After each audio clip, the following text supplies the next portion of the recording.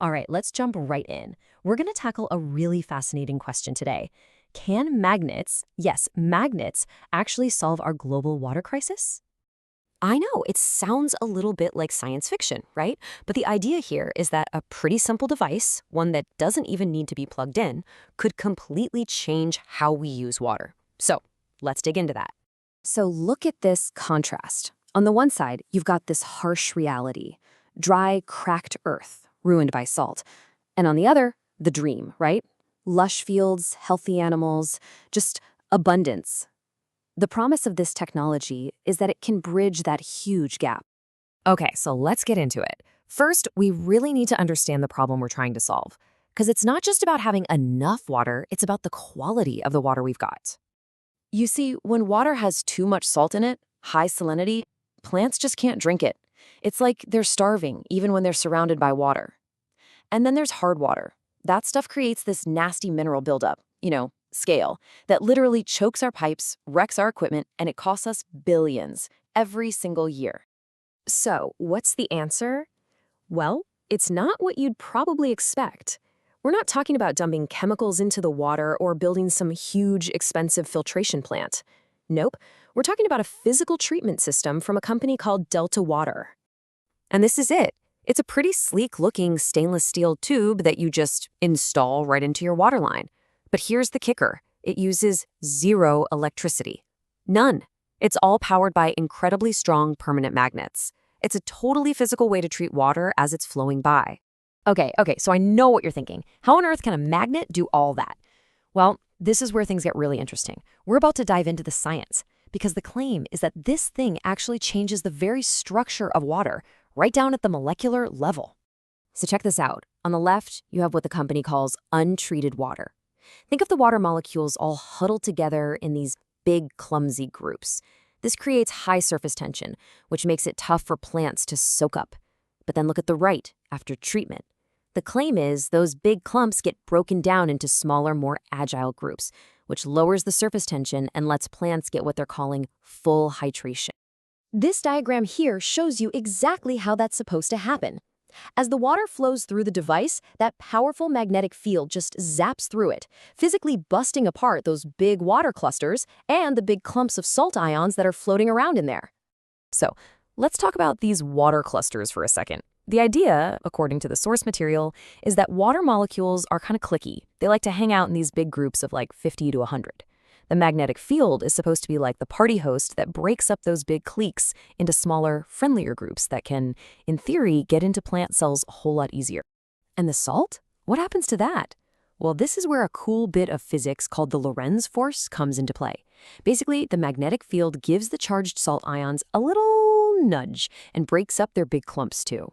Now, this is really important. It doesn't remove the salt. It just changes its shape, making the good minerals easier for plants to grab and stopping the bad salts from building up. And here's some visual proof of that claim, coming from a study at Alexandria University. Look at the before picture on the right. See those big, jagged salt crystals? That's what you get from untreated water. Now look at the after picture on the left. The salt is just different. It's made up of these tiny, scattered particles. It's a pretty dramatic difference. All right, so that's the science. But what about the real world? Let's get to the good part. What kind of actual, tangible results are we talking about here? First off, let's talk power. This thing is packing a magnetic force of 14,500 Gauss. And according to the company, that is the most powerful magnetic force being used for water treatment anywhere in the world. That's a huge claim. So, what can that kind of power actually do? Well, these systems are built to handle water with salt levels up to 8,000 parts per million. To give you some perspective, the water you drink is usually under 500. So we're talking about incredibly salty, basically unusable water that could now, maybe, be used to grow food. That's a game changer. Now here's the number that makes everyone from farmers to environmentalists sit up and pay attention. 30%. Because the water is supposedly so much more efficient, users are reporting they can use up to 30% less water and less fertilizer. I mean, that is just a massive saving, both for their wallets and for the planet. And the list of claimed benefits just keeps going. It's supposed to wash bad salts away from the plant roots. It can prevent and even get rid of that scale buildup in pipes. Farmers are seeing better crop yields, but it doesn't even stop there. They're reporting better health for their livestock, their poultry, even their fish. Let's zoom in on that descaling claim, because it's pretty cool. You know that hard, crusty stuff that clogs your pipes? That's a mineral called calcite. The theory is the magnetic field forces it to change its shape into a different crystal called aragonite. Think of it like turning a hard rock into a soft powder. That aragonite is way softer and just dissolves back into the water and gets flushed away, clearing out the pipes over time.